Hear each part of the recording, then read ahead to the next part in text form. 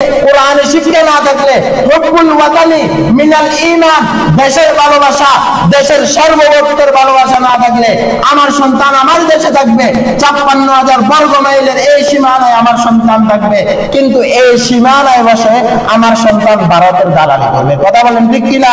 অতএব আমার সন্তান ভারতের দালালি করবে, আমার সন্তান আমেরিকার দালালি করবে, এটা আমরা কোরআনের শিক্ষা না, কোরআনের শিক্ষা এই কিছুই নেই। আর যদি কোরআনের শিক্ষা আমি না দিই তাহলে আমার দুর্দশার, আমার সন্তানের একদিকে ডাকাতির মামলা আসবে, একদিকে হাইজাকির মামলা আসবে, একদিকে ইয়াবার মামলা আসবে, একদিকে গাজার মামলা আসবে, একদিকে অন্যের পকেট মারার মামলা আসবে আমার সন্তানের বিরুদ্ধে।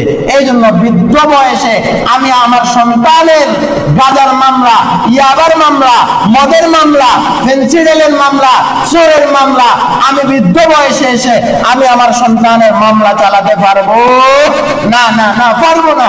এই জন্য সন্তানকে যদি আদর্শবান সন্তান হিসাবে গড়ে তুলতে হয়, আমার সন্তানকে যদি আমি আদর্শ নাগরিক হিসাবে গড়ে তুলতে হয়, তাহলে আমি প্রাথমিকভাবে আমার সন্তানকে কোরআনী শিক্ষা থেকে মাইনাস করে আমি আদর্শ নাগরিক হিসাবে গড়ে তুলতে পারবো না কোনোদিন। আমার সন্তান বড় হলে ওই সময় সন্তান বড় পদে যাবে, ওই সময় সন্তান তার দেশের পক্ষে বলবে না, ওই সময় সন্তান বাংলাদেশে বসে ভারতের পক্ষে কথা বলবে। কথা বলেন ঠিক কিনা? আমার সন্তান কি করবে? কোরআনে শিক্ষা না থাকলে হুব্বুল ওয়াতানি মিনাল ঈমান, দেশের ভালোবাসা, দেশের সার্বভৌমত্বের ভালোবাসা না থাকলে আমার সন্তান আমার দেশে থাকবে, ৫৬,০০০ বর্গ মাইলের এই সীমানায় আমার সন্তান থাকবে, কিন্তু এই সীমানায় বসে আমার সন্তান ভারতের দালালি করবে। কথা বলেন ঠিক কিনা?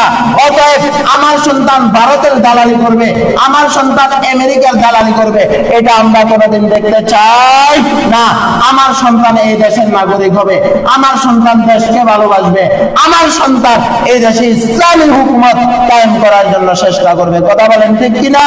কোন কুফরি বন্তমন্ত, কুফরি মন্ত্রতন্ত্র আমার সন্তান এই দেশে প্রতিষ্ঠা করার জন্য চেষ্টা করবেও না। যদি আমি তাকে সেভাবে শিক্ষা দিই তাহলে সে বড় হবে গণতন্ত্র পরিচালনা করার চেষ্টা করবে।